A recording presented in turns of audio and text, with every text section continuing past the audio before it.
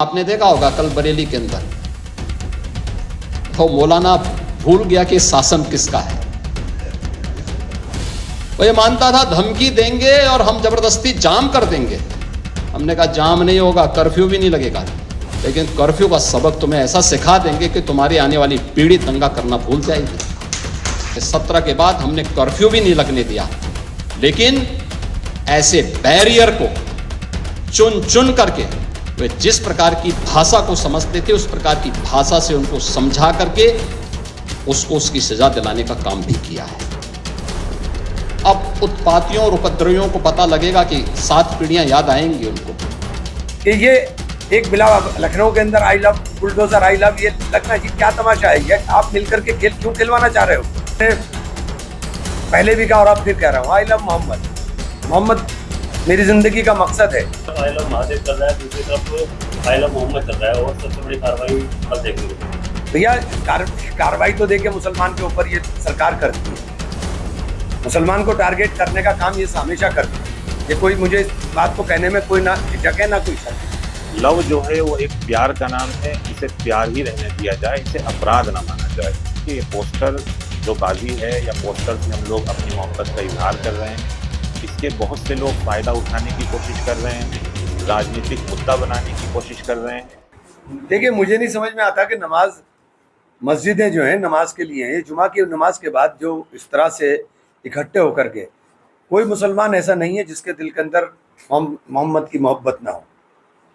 और जो मोहम्मद की मोहब्बत नहीं रखता वो मुसलमान ही कैसे हो सकता है? उसको हमें बताने की ज़रूरत, उसको दिखाने की ज़रूरत नहीं है। मैंने पहले भी कहा और अब फिर कह रहा हूँ, आई लव मोहम्मद। मोहम्मद मेरी ज़िंदगी का मकसद है। उनके उसूलों के ऊपर चलना, उनके आदर्शों को मानना मेरी ज़िंदगी का मकसद है। लेकिन इसके लिए ज़रूरी नहीं हम सड़कों पर आकर के, मुझे नहीं समझ में आता ये क्या तमाशा बनाने की कोशिश हो रही है। ये किसी सूरत में जायज़ नहीं है और इससे बचना चाहिए। और मैं उलेमा इकराम से भी मौदबाना दरख्वास्त करता हूँ कि आप लोग आगे आकर के इस चीज़ को रोकिए कि ये एक बिला लखनऊ के अंदर I love bulldozer I love ये लगना जी क्या तमाशा है। ये आप मिलकर के खेल क्यों खिलवाना चाह रहे हो? कौन लोग इनके पीछे हैं? हमें इन्हें आइडेंटिफाई करना पड़ेगा। ये नफरत का माहौल अल्लाह अल्लाह करके ख़त्म हो रहा है। इस नफरत के माहौल को दोबारा जिंदा नहीं किया जाना चाहिए। ये नफरत का माहौल देश को नुकसान पहुंचाने का काम कर रहा है। और आप सल्लल्लाहु अलैहि वसल्लम जिन्होंने पूरी दुनिया में इंसानियत का पैगाम दिया, उनके नाम के ऊपर हम इस तरह की इकट्ठा होकर के किसी सूरत में जायज़ नहीं है।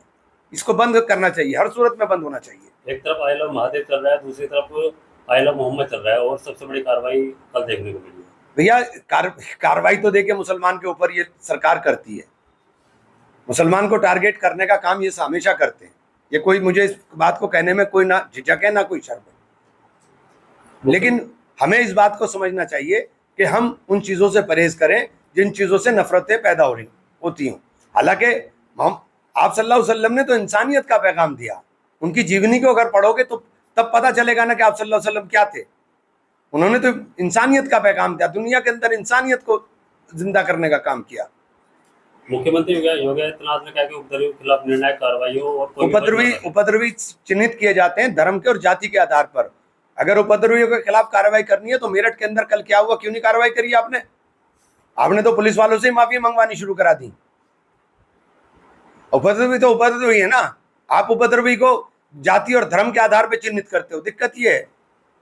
वो तो ये भी कह रहे हैं कि दशहरा बुराई और आतंक का दहन का प्रतीक है। निश्चित रूप से विजय का प्रतीक है, सत्य के विजय का प्रतीक है। और सच ये है और हकीकत ये है कि न्याय की देवी जो है वो अंधी होती है, आंख पर पट्टी बंधी होती है, लेकिन आपने पट्टी खोल रखी है। लेह में एक बड़ी गिरफ्तारी हुई है सोनम। जो भी बोलेगा लोकतंत्र के अंदर, जो भी बोलेगा उसकी आवाज को दबाने का प्रयास इस लोकतंत्र के अंदर, देश के अंदर हो रहा है। जिस आदमी ने पूरी दुनिया में देश का नाम रोशन किया हो, देश के लिए अवार्ड लेकर आया हो, आप उसकी आवाज को खामोश कर रहे हो। ये आपकी टोटल फेलियर नीति है जिसने देश के अंदर इस प्रकार की भावनाएं पैदा कर दी। कभी मणिपुर है, कभी लेह है। तो काफी सवाल है एमपी साहब, पाकिस्तान के प्रधानमंत्री कह रहे हैं कि ट्रंप न होते तो बहुत बड़ी जंग हो सकती थी। ट्रंप तो मोदी जी के दोस्त थे, क्या बताऊं मैं। देखिए, सबसे पहले तो मैं ये अपील करूंगा कि किसी को भी हिंसा से काम नहीं लेना चाहिए, किसी को भी जो है तकलीफ नहीं देनी चाहिए, क्योंकि मज़हब इस्लाम जो है वो ये तालीम देता है कि आपके हाथ से हो या आपके लफ्ज़ से हो, किसी भी तरह की कोई भी तकलीफ किसी को ना पहुंचे, इसकी तालीम देता है। रही बात लव, लव जो है वो एक प्यार का नाम है, इसे प्यार ही रहने दिया जाए, इसे अपराध ना माना जाए। आजकल लोग जो हैं अपने प्यार का इजहार कर रहे हैं, कोई आई लव मोहम्मद बोल रहा है, कोई आई लव दूसरे धर्मों के लोग भी बोल रहे हैं, तो वो कहीं ना कहीं उससे मोहब्बत का इजहार कर रहे हैं। इसे एक राजनीतिक इशू या राजनीतिक मुद्दा नहीं बनाना चाहिए। हिंदुस्तान में मोहब्बत जो है वो प्यार है, और हिंदुस्तानी जो है वो प्यार से बने हैं, और हिंदुस्तानी ख़ास तौर से एज आ मुस्लिम वो एहसास के मरीज़ हैं। उनको आप मोहब्बत से किसी चीज़ को समझाएं और कहें कि भाई हमें आपकी जान चाहिए, वो अपनी जान तक देने को तैयार हो जाएंगे। तो हमें मोहब्बत पर काम करने की ज़रूरत है, मोहब्बत बांटने की ज़रूरत है, हिंसा से दूर रहने की ज़रूरत है। पोस्टरबाजी को किस तरह देखते हैं, क्योंकि आजकल पोस्टर लग रहे हैं, बैनर लग रहे हैं, पंपलेट लग रहे हैं। देखिए, पोस्टर लगाए जा रहे हैं या पंफलेट लगाई जा रही हैं, इसका जो है बहुत सारे लोग फ़ायदा उठाने की कोशिश कर रहे हैं। तो हमें हिकमत और सब्र से काम लेने की ज़रूरत है, और मैं तमाम लोगों से अपील करूंगा कि ये पोस्टर जो बाजी है या पोस्टर से हम लोग अपनी मोहब्बत का इजहार कर रहे हैं, इसके बहुत से लोग फ़ायदा उठाने की कोशिश कर रहे हैं, राजनीतिक मुद्दा बनाने की कोशिश कर रहे हैं। तो हमें हिकमत और सब्र से काम लेने की ज़रूरत है। जो इस्लाम से जुड़े लोग हैं उनके लिए क्या मैसेज देंगे आप?